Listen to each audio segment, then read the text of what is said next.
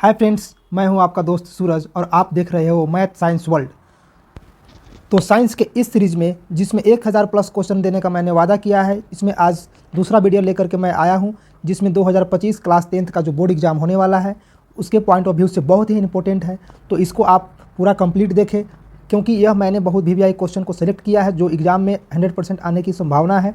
इसलिए आप अगर इसको देखकर नहीं जाते हो तो बाद में आपको पछतावा होगा। इसलिए इस वीडियो को आप ज़रूर देखें ताकि आपको एग्ज़ाम में अच्छा नंबर स्कोर कर सके। तो चलिए हम वीडियो को स्टार्ट करते हैं। प्रश्न संख्या 1 क्या कहता है? हमारा जो आज का टॉपिक है वह है मानव नेत्र। तो प्रश्न संख्या 1 को देखेंगे। समान नेत्र की दूर बिंदु है, यदि हमारा आंख दूर से दूर कितना बिंदु को देख सकता है? तो यह लिमिट नहीं है, यह अनंत देख सकता है। तो हमारा अनंत क्या है? ऑप्शन नंबर डी जो होगा वह सही होगा। ऑप्शन नंबर जो डी होगा वह सही होगा। यह प्रश्न जो है पूछा गया था 2019 में सेट ए में। तो अब चलते हैं अगले प्रश्न की ओर। अगला प्रश्न कहता है जो नेत्र निकट की वस्तु को साफ नहीं देख सकता उस नेत्र में होता है। तो हम लोग मानव रोग में पढ़े थे नेत्र के रोग में कि दूरदृष्टि दोष, निकट दृष्टि दोष, जरा दृष्टि दोष और अबिंदुकता, यह 4 प्रकार के दोष पढ़े थे। तो इसमें यहाँ प्रश्न में कह रहा है जो नेत्र निकट की वस्तु को साफ नहीं देख सकता। तो जो निकट की वस्तु को साफ नहीं देख सकता वो कहता है दूर दृष्टि में दूर की वस्तु को तो साफ देख सकता है लेकिन निकट की वस्तु को साफ नहीं देख सकता, इसलिए दूर दृष्टि दोष इसका सही आंसर हो जाएगा। ऑप्शन ए हो जाएगा। ऑप्शन ए हो जाएगा। अगला प्रश्न देखेंगे। अगला प्रश्न कहता है मानव नेत्र वस्तु का प्रतिबिंब निम्न में से किस भाग पर बनाता है? तो यह बनाता है रेटिना पर। तो मैंने आपको वीडियो में बताया था मानव नेत्र के बारे में। चलिए मैं इसको एक बार और रिवाइज करा देता हूँ। यह हमारा मानव नेत्र का एक फिगर है। तो जो आँख होता है, आँख का सबसे बाहरी जो भाग होता है, यहाँ पे इस भाग सबसे बाहरी वाली भाग को कॉर्निया कहते हैं। कॉर्निया आँख की सबसे बाहरी भाग होती है। कॉर्निया के बाद अंदर में जाते हैं तो उसके बाद एक लिक्विड भरा होता है। कॉर्निया के बाद एक लिक्विड भरा होता है। इस लिक्विड का नाम होता है एक्वस ह्यूमर। यह लिक्विड है, यह लिक्विड का नाम होता है एक्वस ह्यूमर, जो होता है नमक के जैसा नमकीला पदार्थ होता है। या एक्वस ह्यूमर जो होता है इसमें संतुलन बनाने के लिए रखा जाता है। इसके बाद जो होता है हमारे पास एक रंगीन पटल होता है। आँख में जो हमारा रंगीन दिखाई देता है पूरा वाइट कलर वाली, वो पूरे भाग को आइरिस कहते हैं। आइरिस जो हो गया यह पूरे रंगीन पटल होता है। जो यहाँ पे जो ग्रीन कलर से दिखाया हुआ है यह हमारा जो है यह ग्रीन कलर वाला, रेड कलर से जो दर्शा रहा है यह जो हो गया यह आइरिस होता है। आइरिस के बीच में एक छिद्र होता है जिसे प्यूपिल कहते हैं। आइरिस के बीच में एक छिद्र होता है जिसे प्यूपिल कहते हैं। तो देखिए यहाँ पे यह प्यूपिल है। इतना जो पार्ट खाली बच गया है यह हमारा प्यूपिल है। प्यूपिल से होकर के ही जो प्रकाश होता है आँख के अंदर जाता है। प्यूपिल के अंदर ही प्रकाश जो है आँख के अंदर आता है। तो आइरिस और प्यूपिल के बाद एक हमारा लेंस होता है। लेंस, यह हमारा लेंस हो गया, यह लेंस है, यह लेंस हो गया।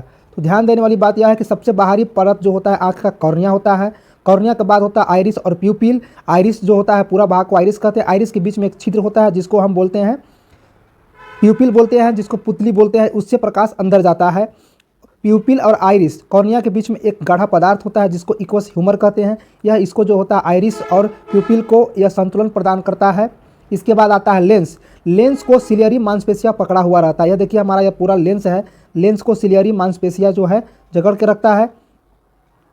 सिलियरी मांसपेशिया इसलिए पकड़ के रखता है कि हमारे प्रकाश के अनुसार सिलियरी मांसपेशियां ही लेंस को छोटा और बड़ा करता है ताकि अच्छा प्रतिबिंब बन सके। इसके बाद लेंस के बाद बहुत सारे जो है इस चैम्बर होता है। इस चैम्बर में होता है विट्रस चैम्बर में विट्रस ह्यूमर भरा होता है। एक और गाढ़ा पदार्थ भरा होता है जो पूरे आँख को फुला करके रखता है। अगर आँख सिकुड़ जाता है तो प्रतिबिंब सही नहीं बनेगा। यह भी इसको प्रेशर बना करके रखता है चारों तरफ समान दबाव बनाने के लिए। कौन? विट्रस ह्यूमर रहता है। किसके? लेंस के बाद जो एक गाढ़ा पदार्थ भरा होता है जो ह्यूमर, जिसको बोलते हैं विट्रस ह्यूमर। इसके बाद आखिरी में जो होता है एक नर्व्स होता है। सबसे लास्ट में एक नर्व्स होता है। इस नर्व्स को जो बोलते हैं एक जो ग्रीन कलर येलो कलर का यहाँ पे जो बन रहा है यह येलो कलर है रेटिना। येलो कलर क्या है? रेटिना सबसे लास्ट पे बनता है। तो लेंस से जो इमेज बनता है वह सबसे आखिरी में रेटिना पर बनता है। जो मानव नेत्र में जो भी वस्तु हम देखेंगे तो वह लेंस से प्रकाश जो आएगा इससे अपवर्तन होगा। अपवर्तन के बाद कहाँ बनेगा? रेटिना पर बनेगा। रेटिना में प्रकाश बनता है। यह रेटिना में बहुत सारे जो होते हैं एक्टिव सेल्स होते हैं। इस सेल्स को सिग्नल भेजता है माइंड को। ऑप्टिक नर्व से जो जुड़ा होता है यहाँ पे ऑप्टिक नर्व से जो माइंड को भेजता है सिग्नल, इलेक्ट्रिक सिग्नल, जिससे हमारा छवि बनता है माइंड में। ठीक है, तो इस प्रकार से इस प्रश्न का अगर उत्तर हम देखना चाहें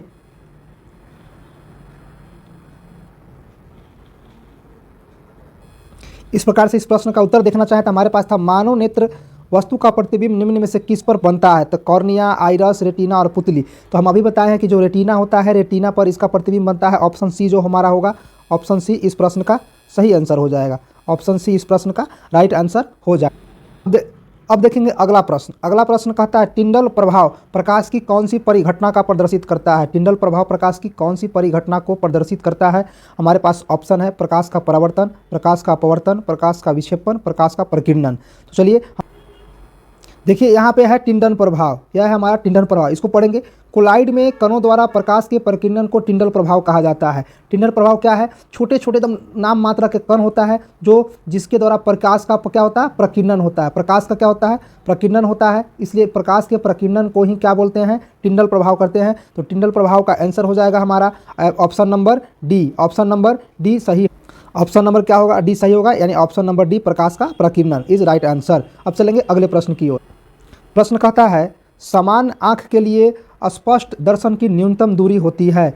मतलब जनरल आँख के लिए कम से कम कितना दूरी होना चाहिए ताकि स्पष्ट दिखाई पड़े? तो यह हमारा ऑप्शन हो जाएगा डी 25 सेंटीमीटर जो होता है स्पर्श दृष्टि के लिए मिनिमम 25 सेंटीमीटर डिस्टेंस होना चाहिए। यानी अगर किसी वस्तु को दम आँख में सटा के देखेंगे तो साफ नहीं दिखाई देगा। तो अगर क्लियर देखने के लिए वस्तु को कितना दूर रखना चाहिए? कम से कम 25 सेंटीमीटर रखना चाहिए ताकि हमें स्पष्ट दिखाई दे। इसलिए प्रश्न संख्या 5 का ऑप्शन डी इज सही हो जाएगा। अब चलेंगे अगला प्रश्न की ओर। अगला प्रश्न कहता है निकट दृष्टि दोष में किस लेंस का प्रयोग होता है? तो हमारे पास ऑप्शन है उत्तल लेंस, अवतल लेंस, बेलनाकार लेंस, अवतल और उत्तल दोनों। तो निकट दृष्टि दोष है, तो निकट दृष्टि दोष में कौन सा लेंस उपयोग होगा? तो अवतल लेंस इसका सही आंसर हो जाएगा, ऑप्शन नंबर बी। चलिए इसको हम लोग फिर से रिवाइज करते हैं। देखिए निकट दृष्टि दोष है, निकट दृष्टि दोष को देखेंगे ऐसा दृष्टि दोष जिसमें कोई व्यक्ति नज़दीक के वस्तुओं को स्पष्ट देख सकता है परंतु दूर के वस्तुओं को स्पष्ट रूप से नहीं देख सकता, निकट दृष्टि दोष कहलाता है।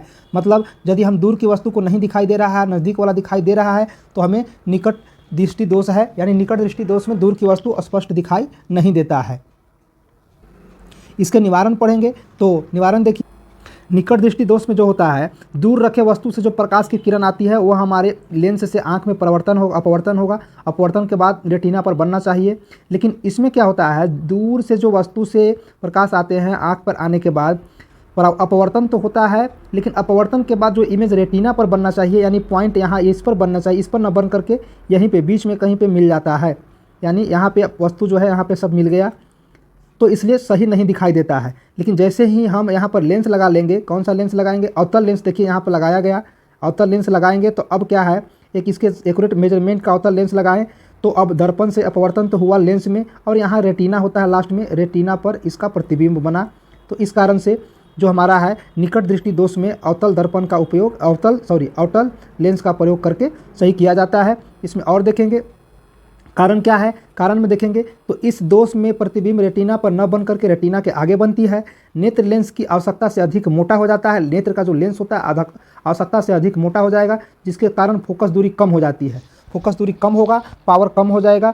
उसके बाद नेत्र गोलक का लंबा हो जाना जिसके कारण लेंस और रेटिना के बीच की दूरी बढ़ जाती है, अतः लेंस की फोकस दूरी घट जाती है तथा लेंस की क्षमता बढ़ जाती है। ये 3 मेजर कारण है निकट दृष्टि दोष के, जिसको दूर करने के लिए कौन सा हमें उपयोग करते हैं? तो हम अवतल लेंस का उपयोग अवतल लेंस का उपयोग कर करके इस रोग का निवारण करते हैं। तो हमारा सही आंसर क्या हो जाएगा? अवतल लेंस। अगला प्रश्न देखेंगे। अब अगला प्रश्न है हमारे पास श्वेत प्रकाश की किरण जब किसी प्रिज्म से होकर गुजरती है तब जो वर्ण सबसे अधिक विचलित होता है वह है। तो यदि हम प्रिज्म में से श्वेत प्रकाश को गुजारेंगे तो देखेंगे सबसे विचलित ज़्यादा कौन सा रंग होता है।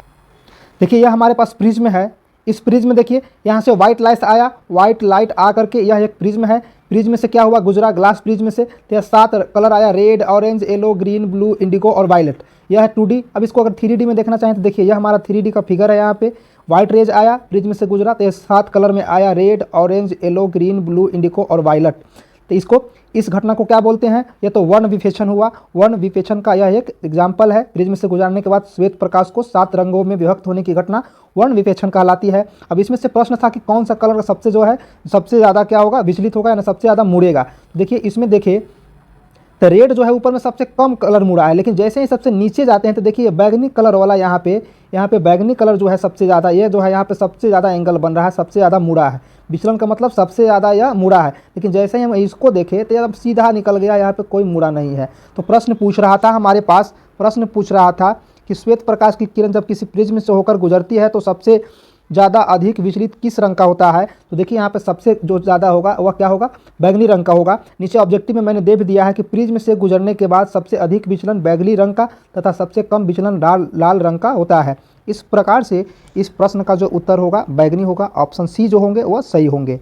अब देखेंगे अगला प्रश्न था श्वेत प्रकाश जब एक प्रिज्म से होकर गुजरता है तो जो वर्ण सबसे कम विचलित होता है। तो देखिए यहाँ पे प्रिज्म में मैंने आपको दिखाया था कि इस प्रिज्म से श्वेत प्रकाश को गुजारा जाता है तो सब 7 रंगों में विभक्त होता है, जिसको इस फिनोमेना को वर्ण विपेक्षण कहते हैं, और इसमें 7 रंग अलग अलग निकलता है। तो देखिए इसमें सबसे जो अधिक विचलन होता है, अधिक विचलन यहाँ पे बैगनी रंग का होता है, यह सबसे अधिक होता है। और ऊपर जो होता है सबसे कम, यह होता है रेड रंग का, रेड कलर का, यह जो होता है सबसे कम होता है। तो हमारा सही जो आंसर होगा मैंने ऑब्जेक्टिव में दिया है, तथा सबसे कम विचलन जो होता है वह लाल रंग का होता है। तो यहाँ से हमारा लाल रंग ऑप्शन सही हो जाएगा, ऑप्शन ए सही होगा, 8वां का ऑप्शन ए। अब चलेंगे अगले प्रश्न की।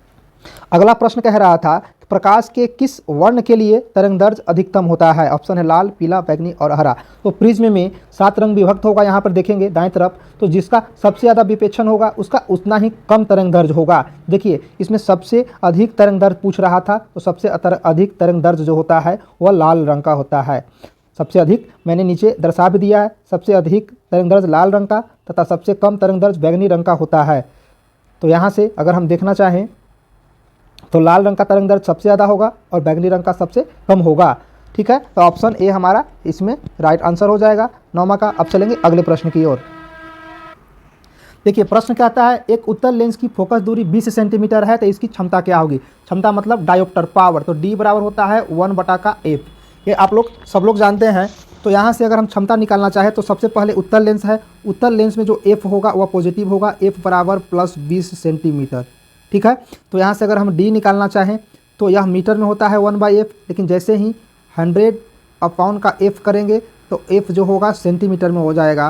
तो चलिए हमको निकालना था d का वैल्यू, तो 100/20, लेकिन किस में, प्लस में, यह होगा +5 डायोप्टर। इसका जो आंसर होगा +5 डायोप्टर होगा d का वैल्यू, लेकिन यहाँ पे हमारे ऑप्शन में कोई भी +5 नहीं दिया हुआ है। हमारे पास एक 5 है तो भी माइनस में है, इसलिए इसका सही आंसर डी हो जाएगा। इनमें से कोई नहीं हो जाएगा, इनमें से कोई नहीं हो जाएगा। अब चलते हैं अगले प्रश्न की ओर। अगला प्रश्न क्या कहता है, पुतली के साइज को नियंत्रित करता है। पुतली के साइज को कौन नियंत्रित करता है। हमारे पास ऑप्शन है पक्षमाभि, परितारिका, नेत्र लेंस और रेटिना। तो अब इसको हम लोग थोड़ा सा देखेंगे।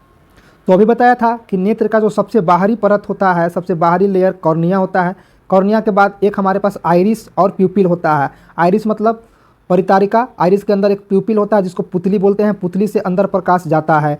और उसके बाद लेंस मिलता है, यह हमारा काला कलर से जो दर्शा रहे हैं यह लेंस है। लेंस को सिलेरी मांसपेशियां जो पकड़ के रखता है, जिसको कंट्रोल करता है।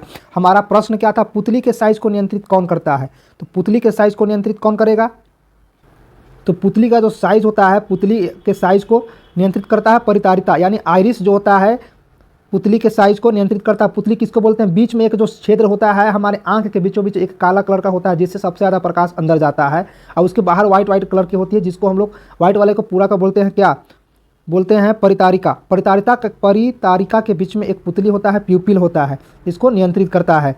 तो अब ध्यान देंगे, यहाँ प्रश्न का उत्तर क्या हो जाएगा, प्रश्न का उत्तर हो जाएगा परितारिका। परितारिका जो है पुतली के साइज को नियंत्रित करता है। इसलिए इस प्रश्न को ध्यान से समझिए, इससे जो भी प्रश्न है, आप जो भी कंसेप्ट है सारे क्लियर हो जाएंगे। बस ध्यान से हमारी बातों को सुनिए। अगला प्रश्न क्या कहता है, किस दृष्टि दोष को अवतल और उत्तल दोनों लेंसों से बने द्विफोक्सी लेंसों द्वारा संशोधित किया जा सकता है। यह प्रश्न 2018 में पूछा जा चुका है। हमें पूछा जा रहा है कि वैसा दृष्टि दोष बताया जिसमें अवतल लेंस और उत्तल दोनों लेंस से बने चश्मा का उपयोग होता है। तो यहाँ से उत्तर हो जाएगा हमारे पास जरा दृष्टि दोष, जिसमें ना नज़दीक की वस्तु दिखाई देती है और ना ही दूर की वस्तु दिखाई देती है, तब वहाँ पे हमें जरा दृष्टि दोष होता है। इसमें हमें बाइफोकल लेंस यानी उत्तल और अवतल दोनों प्रकार के लेंस का उपयोग होता है। तो यहाँ से हमारा ऑप्शन जो होगा वह सी जो होगा राइट आंसर हो जाएगा। अब चलेंगे अगले प्रश्न की ओर। अगला प्रश्न कहता है नेत्र में प्रवेश करने वाली प्रकाश किरणों का अधिकांश अपवर्तन होता है। नेत्र में प्रवेश करने वाली प्रकाश की जो किरणें होती है उसका अधिकांश परावर्तन कहाँ से होता है। यह बहुत ही वीवीआई प्रश्न है, लगातार 2 साल पूछा है, 2018 में भी पूछा है और 2019 में भी पूछा है। हमारे पास ऑप्शन है नेत्रोद अंतरपृष्ठ पर और अभिनेत्र के अंतरापृष्ठ पर, कॉर्निया के बाहरी पृष्ठ पर और इनमें से कोई नहीं। तो हमारा सही आंसर हो जाएगा ऑप्शन सी। क्यों? क्योंकि अभी बताए हैं कि जो हमारे पास आँख होता है, आँख का सबसे बाहरी भाग कॉर्निया होता है और कॉर्निया से ही प्रकाश जो होता है अंदर जाता है। या एक्स्ट्रा जो इसको लगता है कि बहुत ज़्यादा प्रकाश आ रहा है तो अधिक प्रकाश को कॉर्निया से ही रिफ्लेक्ट कर देता है, वहाँ से ही जो प्रकाश की किरणें हैं अपवर्तित हो जाती है, मुड़ जाता है। ठीक है, तो अब हम चलेंगे अगले प्रश्न की ओर। अगला प्रश्न कहता है जब सूर्य का प्रकाश वायुमंडल से गुजरता है तो वायु के सूक्ष्म कण किस रंग के प्रकाश को अधिक प्रबलता से प्रकीर्णन करते हैं। हमारा ऑप्शन है लाल, नीला, पीला और नारंगी। तो ध्यान दीजिए, जब सूर्य के प्रकाश वायुमंडल से गुजरता है तो वायुमंडल में मौजूद धूल कण और वायु के सूक्ष्म कण जो है नीला रंग को अधिक प्रकीर्णन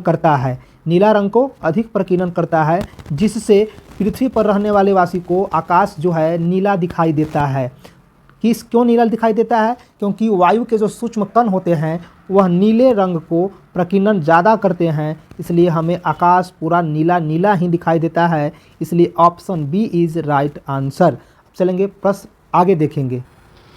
अगला प्रश्न है वायुमंडल में प्रकाश का कौन सा रंग अधिक प्रकीर्णन करता है। तो अभी बताए हैं कि वायुमंडल मतलब वायु के छोटे छोटे जो कण होते हैं वह नीला रंग को अधिक प्रकीर्णन करते हैं, जिससे हमारा आकाश जो है नीला दिखाई देता है। तो इसका सही आंसर हो जाएगा ऑप्शन डी। अगला प्रश्न देखें। प्रश्न कहता है निर्वात में प्रकाश की चाल है। निर्वात में प्रकाश की चाल है, तो निर्वात में प्रकाश की चाल होता है। देखिए यहाँ पे जो भी प्रश्न है 10 के पावर 6 में दिया हुआ है, यानी अगर पहला हम ऑप्शन देखें तो इसको अगर लिखा जाए तो 3 गुना 10 के पावर 6 मीटर पर सेकेंड। इसी प्रकार दूसरा है 3 इंटू 10 के पावर 7 मीटर पर सेकेंड और तीसरा है 3 into 10 to the power 8 metre पर सेकेंड और चौथा है 3 इंटू 10 के पावर 8, यह भी मीटर पर सेकेंड। तो निर्वात में प्रकाश की चाल कितना होता है? 3 इंटू 10 टू दी पावर 8 होता है। 3 इंटू 10 टू दी पावर 8 होता है, यानी निर्वात में जो प्रकाश की चाल होता है 10 के पावर 8, 3 गुना 10 के पावर 8 मीटर पर सेकेंड होता है, यानी इसका ऑप्शन जो होगा सी सही हो जाएगा। अब चलेंगे अगले प्रश्न की ओर। अगला कहता है निम्न में से किस माध्यम में प्रकाश की चाल अधिकतम है। निम्न में से किस माध्यम में प्रकाश की चाल अधिकतम है? तो हमारा ऑप्शन है हवा, जल, शीशा और हीरा। तो आपको बताएं कि प्रकाश की चाल सबसे ज़्यादा वायु में होती है, यानी हवा में होता है निर्वात के बाद। तो हमारा ऑप्शन ए जो होगा वह सही होगा। अब चलेंगे अगले प्रश्न की ओर। अगला प्रश्न कहता है प्रकाश की किस घटना के कारण सूर्य हमें वास्तविक सूर्योदय से लगभग 2 मिनट पूर्व दिखाई देने लगता है। हमारे पास ऑप्शन है परावर्तन, वायुमंडलीय अपवर्तन, प्रकीर्णन, वायुमंडलीय अपवर्तन एवं प्रकीर्णन दोनों। इसका सही वायुमंडलीय अपवर्तन के कारण हमें 2 मिनट पूर्व यानी पहले ही सूर्योदय दिखाई देने लगता है, क्योंकि सूर्य से आने वाली प्रकाश की किरणें मुड़ करके हमारी आंखों तक आती है, इसलिए 2 मिनट पहले ही जो है हमें सूर्योदय दिखाई देने लगता है। ठीक है, अब चलेंगे अगले प्रश्न की ओर। अगला प्रश्न कहता है निम्नलिखित में से कौन सा नेत्र का रंगीन भाग होता है? कॉर्निया, रेटिना, परितारिका और पुतली। इनमें से कौन सा रंगीन भाग है आँख का? तो आपका बताए हैं कि जो हमारे आँख में जो रंगीन भाग दिखाई देता है सफ़ेद और काला, सभी को मिलाकर के क्या बोलते हैं? परितारिका बोलते हैं, यानी आइरिस बोलते हैं। आइरिस जो होता है वह रंगीन पार्ट होता है हमारे आई का। ठीक है, इसलिए इसका सही आंसर क्या हो जाएगा? ऑप्शन सी हो जाएगा सही आंसर। अब चलेंगे अगले प्रश्न।